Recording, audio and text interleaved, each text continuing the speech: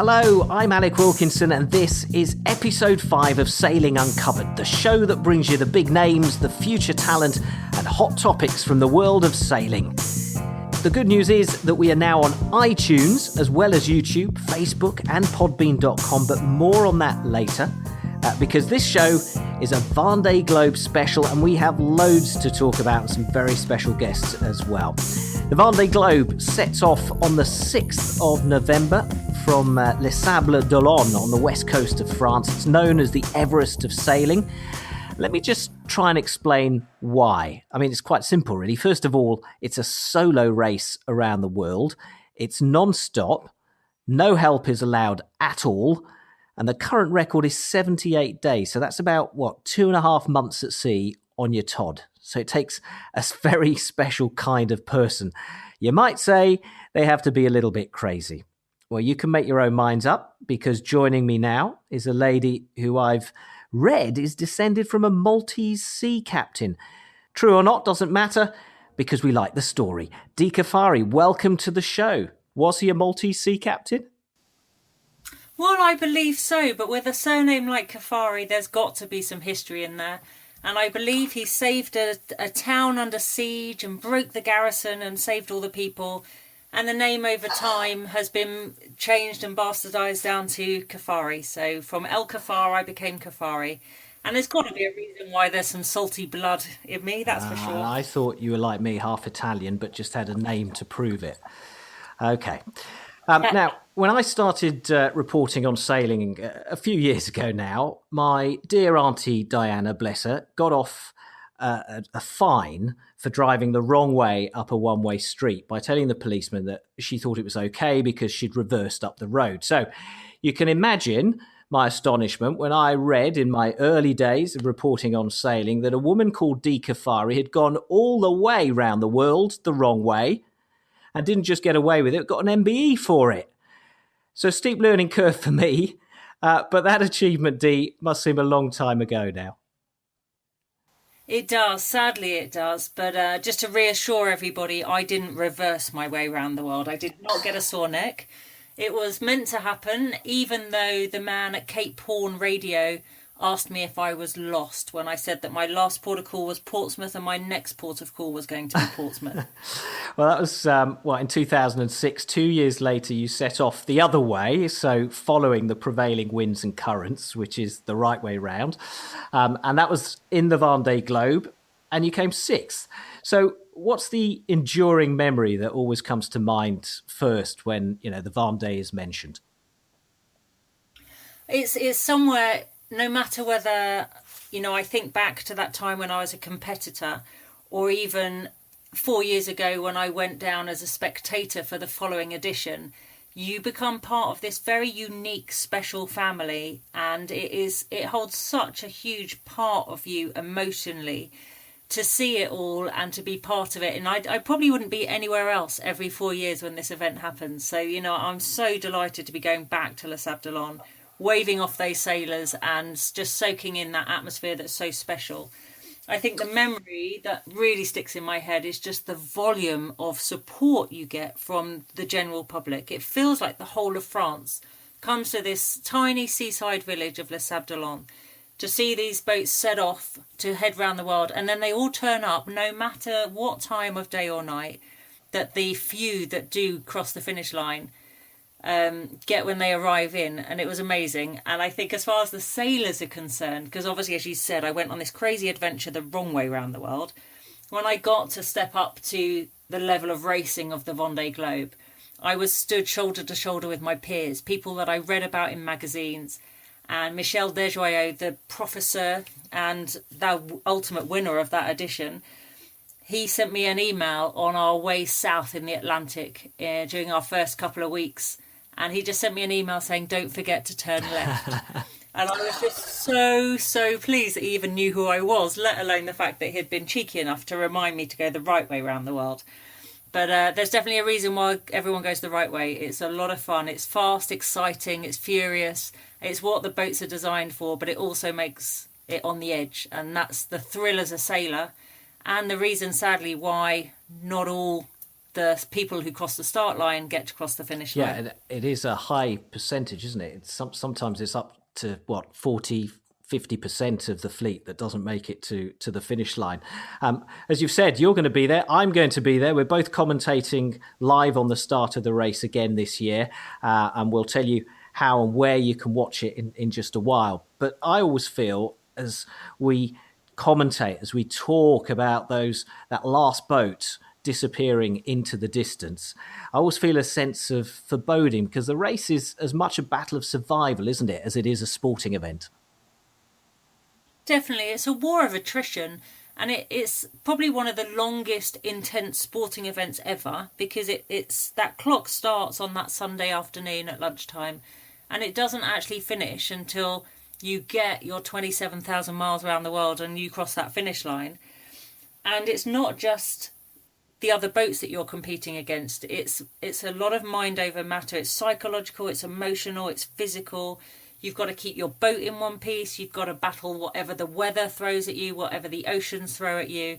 And I think it's because it's that unknown and you can't control those elements, that it is that you wish them farewell and you just cross your fingers for fast and safe sailing, because you just don't know what's around the corner, which is why that attrition rate is so high. And I should say that the race lasts around 3 months. 78 days is the record, which was set in the last event by the winner.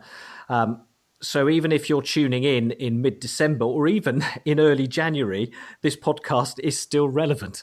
That is how long these guys are out at sea. And I think this year's race could potentially be one of the most exciting yet, because we've got 29 skippers from 9 different countries, some real characters amongst them, a real mix of young and old. There are rookies, there are experienced sailors, and a really mixed fleet of boats, including, for the first time, foiling boats. I know, and I think one of the elements that draws people into this is not just that human story, but the number of races within a race. So you've got those that have been before, those that have never been before, the older generation that are on an adventure, shall we say. There's then the foiling boats, the non-foiling boats, and then the older generation boats. So there really is a complete mix-up, and it's going to take a while for them to find their feet and establish who their immediate competition is, apart from the obvious front runners that we've got from leaving the dock. Okay, so let's have a look at the skippers then. Of the 29, which stand out for you?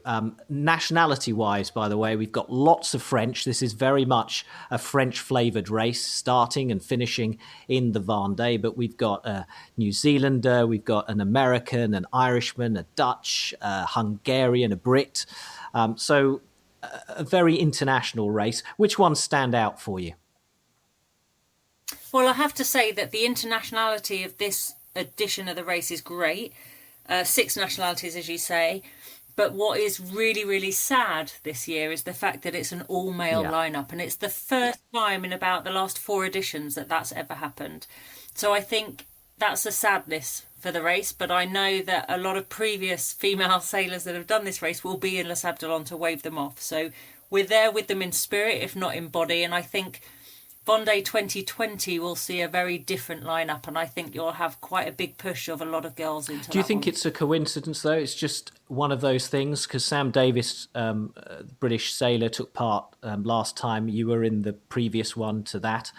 Do you think it's just one of those things that there happen to be 29 male sailors? I think it's a little bit to do with timing, that a lot of the potential female sailors that could have done it were on the Volvo Ocean Race with Team SCA, and timing of when that finished and the timescale to get funds and a boat and get organised for this Vendee was just a little bit too short. There'll be a lot of female sailors on the Volvo again the next time, won't they, in 2017? Well, fingers crossed with the recent rule change, definitely. But I think what's very positive for the Vendee going forwards is that there were 5 girls on the Figaro, and we've seen a lot of these guys that are sailing in this edition of the race come through from the Figaro, through that solo racing kind of progression up to the Vendee. So if there's 5 girls on the Figaro this year, then hopefully we'll see at least 3 of them looking to the Vendee in the future. Okay, so of the fleet that we have leaving on the 6th of November, let's pick out some potential favourites. What about Jean-Pierre Dick? This is going to be his 4th, which is unbelievable, his 4th Vendee Globe. I know, and I love him, and he is the absolute champion at double-handed sailing, but he is still yet to pull it off solo. So he's got a new boat, he's got the foiling technology, he's done a lot of work with it and got a great podium finish on the transatlantic this year earlier, but he's still got to pull it off on a Vendee Globe. But I really hope that, luck is on his side this time. I think he needs to kind of get over this only double-handed champions and make sure he does it solo, I think. Yes. It may be his time to shine. Never made the podium in the Vendee, but a real fight, as you say. What about another Frenchman, Armel Leclerc? This will be his 3rd attempt at the Vendee. Well, always the bridesmaid and never been the bride. So he's got 2 second-place finishes. He is the race favourite, hands down, I think. He had the first foiling boat in action, so he's got loads of confidence in his boat. He's been through all those trials and errors where he's had to retire and fix things and adapt things. So he's really confident with his boat. He's had 2 second places, so he knows what it takes. And, could be 3rd time lucky. Now, the Briton Alex Thompson, he's had a few attempts at the Vendee. He's got a brand new Hugo Boss boat. What do you make of his chances? Well, wouldn't it be nice for me to sit here and say, we could have a British winner, but I sadly can't put my money where my mouth is on that this year. The problem for Alex is he's gone new technology, he's got foiling boat, a brand new boat, but he just hasn't had the chance to put the miles on the boat. So he's not setting off with a lot of confidence, I don't think, in his boat.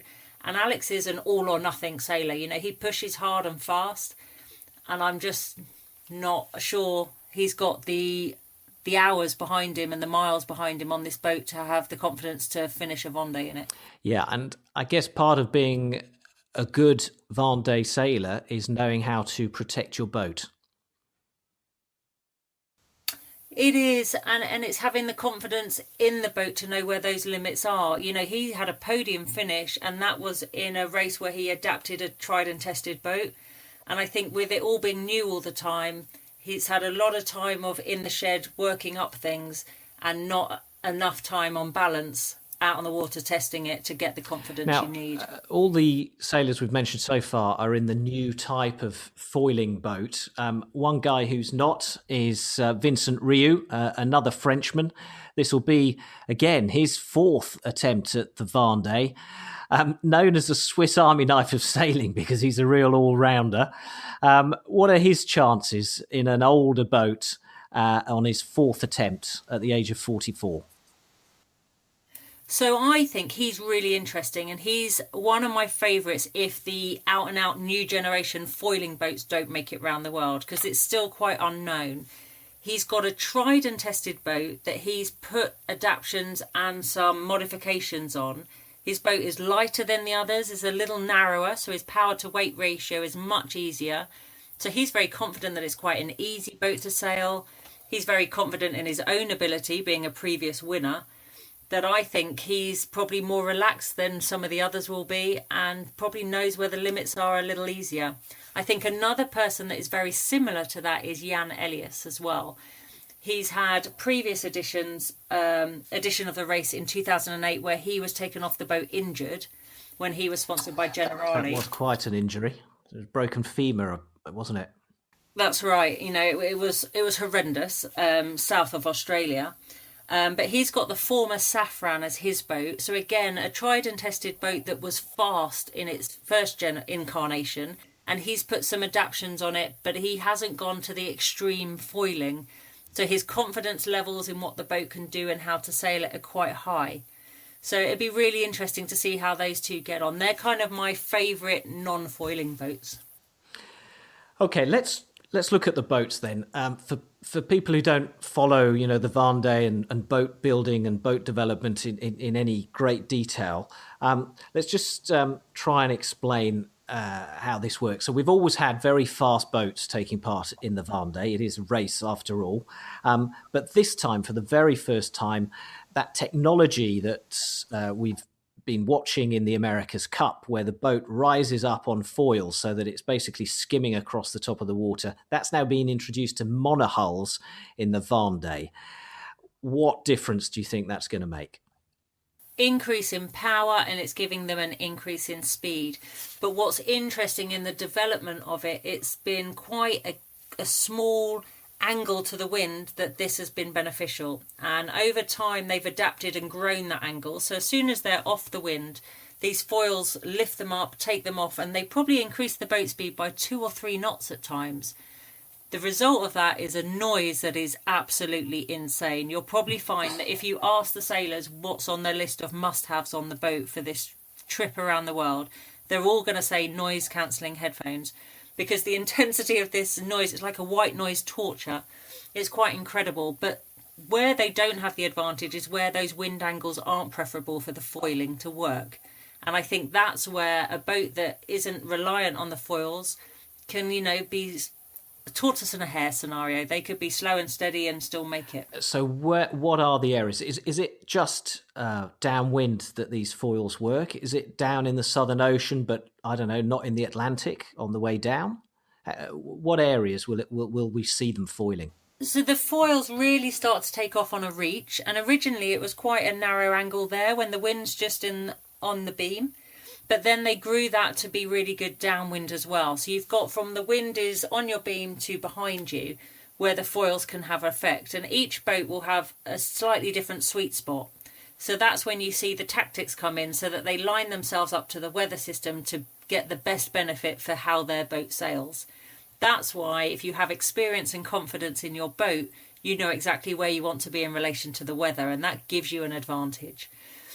And I think the downside is when they head, if they survive the Southern Ocean, they will have a clear advantage over the rest of the fleet. And the hard bit then will be that big slog back up the Atlantic from Cape Horn, from when they're in the south and they come back up and they have to go upwind up the Atlantic. That's when the advantage isn't going to work for them, and that's just a real hard battle. But could we end up seeing, just presuming that no one suffers breakages, we could see I think it's 6 foiling boats in the lead at Cape Horn and then no one else in sight? It's very likely, just because of the claims that they've been making. I mean, 2 or 3 knots over that period of time and that amount of mileage is huge. It's absolutely huge. And I think if they can keep the boats together, they're going to have their own little race, and then you'll see the next group come together as a pack round Cape Horn. Can you get even close to describing to the rookies on this next race? And I haven't actually counted them up, but there's a fair handful, if not probably 10, who are taking part for the first time. Can you describe to them what to expect? I think it's really interesting. A lot of them have come from the Figaro background. Some have just done a little bit of Class 40. Some have only really done double-handed stuff. So there's a real mixed group in with these rookies. And some of them haven't done that much time on their Open 60, their IMOCA 60. So I think it's the two things they probably aren't prepared for is just the length of time and that intensity that they're going to spend on their own 24 hours a day. Because they've done a race for like a couple of weeks, but we're talking a couple of months here. And I'm fascinated by the psychology of being out there on your own for 3 months. I mean, do you go a little bit gaga? Well, everyone reacts differently and everyone gets a thrill out of a different aspect of it. When I came into the Vendee Globe, I'd literally a couple of years before been around the world what's considered the wrong way, as you said, and that was twice as long. So I'd come from spending 6 months on a boat on my own, that to me the Vendee Globe seemed really easy because it was only going to be 3 months. So for me, I considered it a relatively short amount of time, and I was really looking forward to going out there and sailing faster and stuff like that. And I think if you haven't spent more than a couple of weeks on your own offshore, that comes as a bit of a shock. And your lowest point is normally when you're still in the cold, wet, harsh environment of the Southern Ocean and you've still got half the world to go. So I think that's going to be a little bit of a shock for them to get used to. The other thing is this war of attrition, the unknown. Something is going to happen to your boat that you are going to have to find the resources to fix yourself. Otherwise, your race is over. And you become, quite a Mr. MacGyver type person where you do anything you can to keep your boat racing. And I think some of them will be stretching themselves to make sure that they can meet those demands and keep themselves on the racetrack. I mentioned in the introduction that it is an unaided race, which means that the guy on board has to not just sail the boat, not just be a mechanic, but he also has to work out his own tactics. He has to be a weather forecaster, a navigator. He does it absolutely all. But what sort of contact do they have with shore and with their team on shore, especially in these days of social media? They all have sponsors. They'll all be doing interviews and satellite connections. So what exactly does unaided mean, and how much contact will they have? Well, unaided is exactly that. Nobody can advise you to the weather. Nobody could tell you what route to take. Nobody can give you weather information. But you can tell your story. So there's you write a report to the race control so they know you're okay. You do your chats with the team so that you get your little interviews out. You can send videos, photos, diaries off, and you can talk to people. There's a satellite phone, and you can obviously receive emails. So if you have a technical issue, your shore team that knows your boat inside out and backwards and have helped you prepare for months for this race can give you advice and tell you what to do, because they know what stores and supplies you have on board. But ultimately you still have to translate that information into action and make it happen and do it. And it's an honesty sport, sailing. We all sign a declaration saying that we haven't infringed the rules at all. So the weather is controlled to the extent that you go to a one-stop shop and get all the information that's available, and you don't go anywhere else. Now, they can test it if they want to. They can go and look at your log of where you've been online and have a look. But, to be honest, if you're in at this level, you're in it for the purity of the sport, and you wouldn't even think about it. So much for being solo. Let's just close our eyes a moment. Imagine that you've set off on the Vendee, you find a stowaway. The race is non-stop, so you can't set them down anywhere. So, 2 questions to you, Dee. Who would you be happy to carry around the world for 3 months? And who would you not want to share your boat with? Now, this makes me laugh because I could answer it in so many ways. I'm sure. Having agreed that I am committing to this solo, and this is a surprise, I think I wouldn't want a good sailor on board because I've committed to do the sailing myself. So therefore, because if I was going to go, I'll have some help sailing, then I would have Loic Perron, the Jedi Master himself, because all he touches turns to gold, and I could learn so much from him.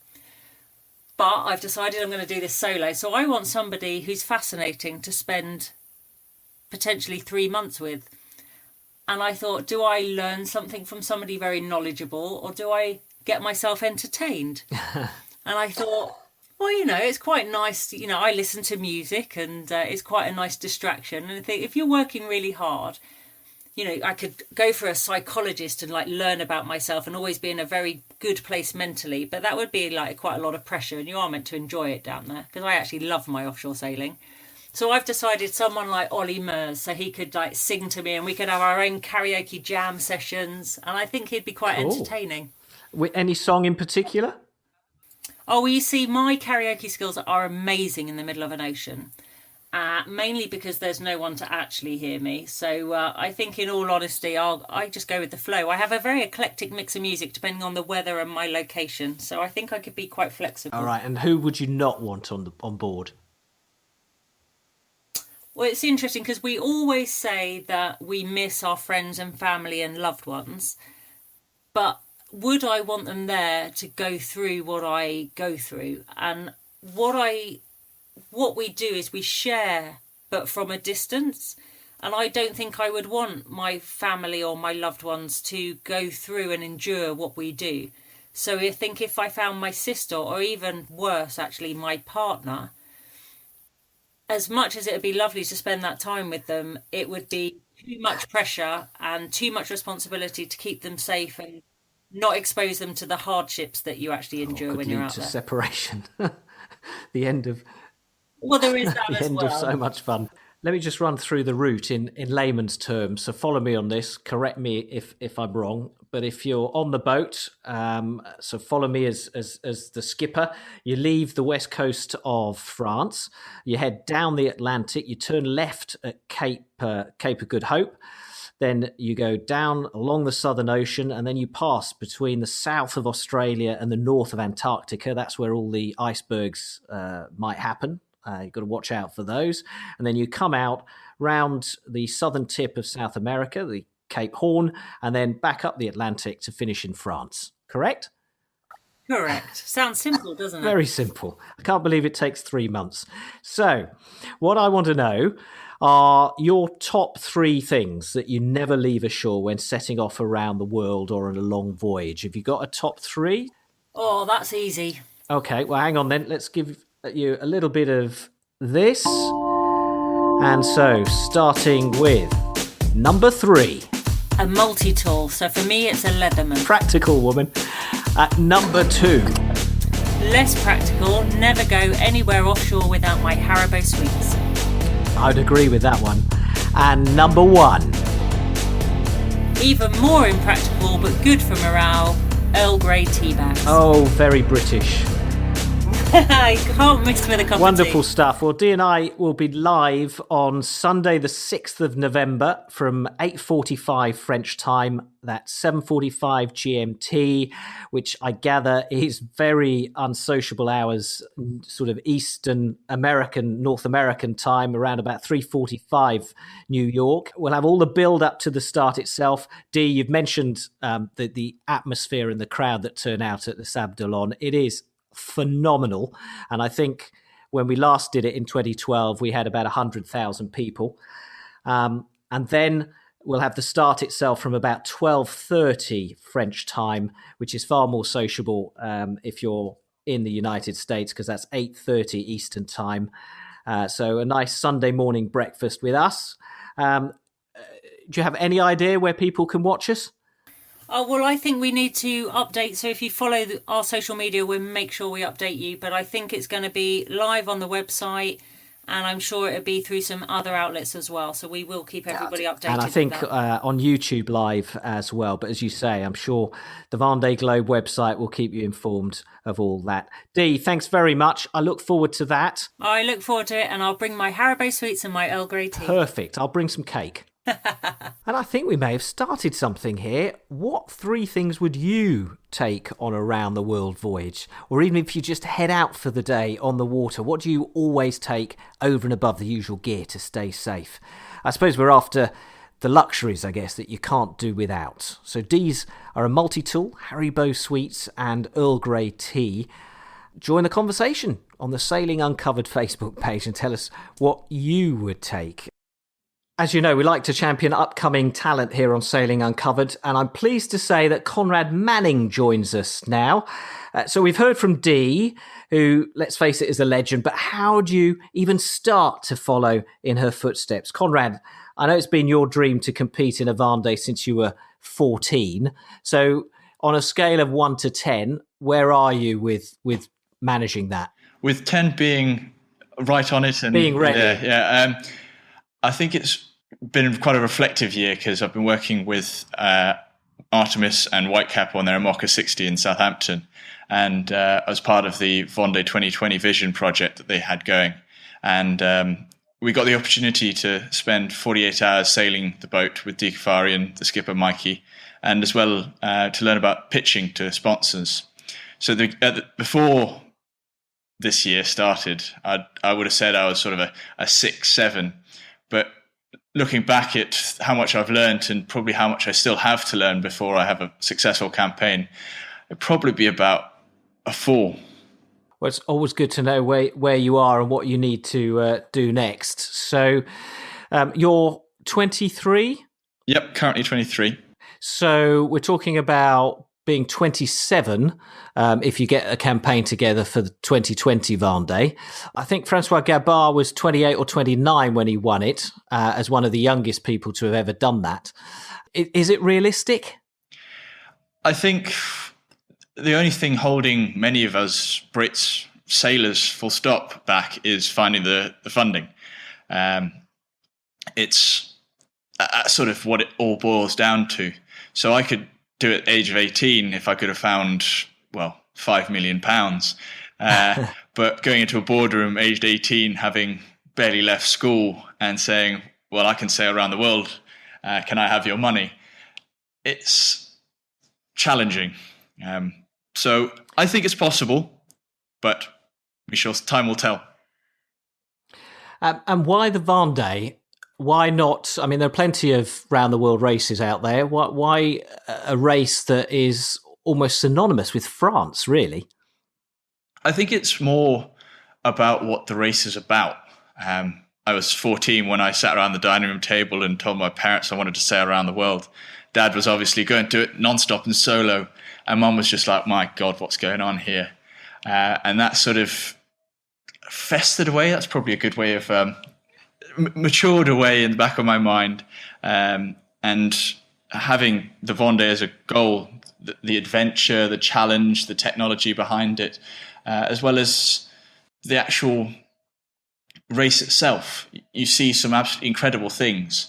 It's like when Mallory climbed Everest and he got asked why on earth he did it.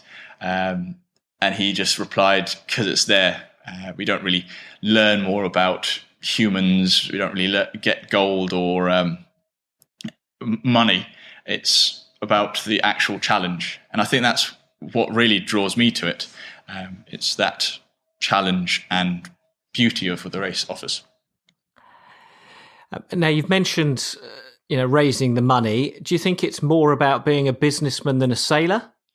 It depends who you talk to. I've through the past couple of years meeting people on both sides of the coin, the guys who raise the funding and the guys who actually sail the boats. And you ask 100 people, you get 100 different answers. Personally, though, I think having a business mind is essential. You mentioned the 2020 vision. Just tell me a little bit more about what that is. So at the beginning of this year, Whitecap, who run the Amoca 60 Artemis, approached the owner, Artemis, saying that we wanted to get a Brit to the start of the Vendee in 2020. If you look at the trend, in 2008, there were 8 skippers on the start line. This year, there's just one, Alex. Alex Thompson. Yeah. So they approached them and said, can we use the boat as a training platform to develop the talent and whittle it down from 10 British sailors down to the one in 2020 who will sail the boat around the world. What is your sailing background? Were you a dinghy sailor or what?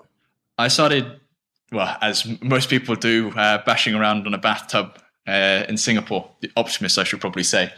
And then, because we moved to Shanghai, moved up into yachts, and then came over to Southampton to do my university degree in naval architecture. So got introduced to a chap who owned a Figaro that had been modified and started doing offshores, the Rourke offshores, Fastnet, around Britain Island. And that's how I managed both my sailing passion and the degree.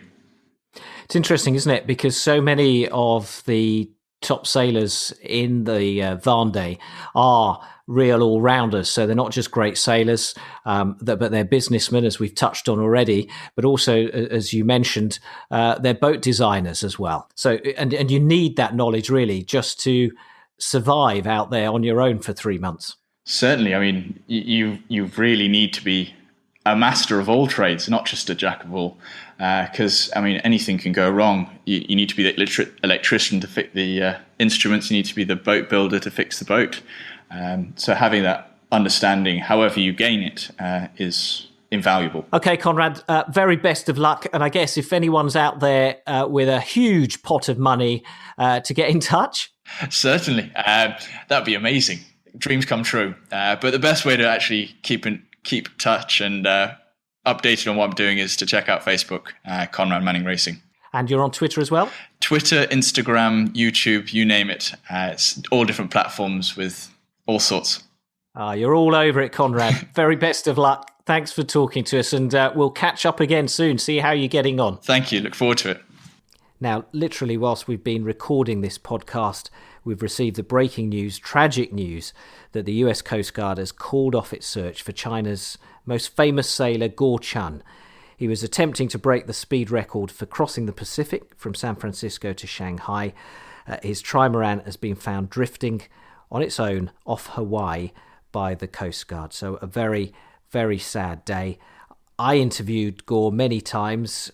In fact, the last time as part of the Sailing Uncovered live show at the London Boat Show earlier this year. But what I'll always remember is his big, beaming smile, beaming from the Green Dragon boat as it docked at the end of the legs of the Volvo Ocean Race, back in 2009. Whenever they finished, wherever they finished, no matter how tired he was or how tough a passage they'd had, he was always smiling and happy to talk to the camera. A very sad day indeed. Our thoughts are with his team and, of course, with his young family. And what a stark reminder it is of the dangers faced by ocean sailors. And that is Sailing Uncovered for this month. Thanks to Dee Caffari and Conrad Manning for joining us. This is Alec Wilkinson for this month saying goodbye and thanks for listening to Sailing Uncovered.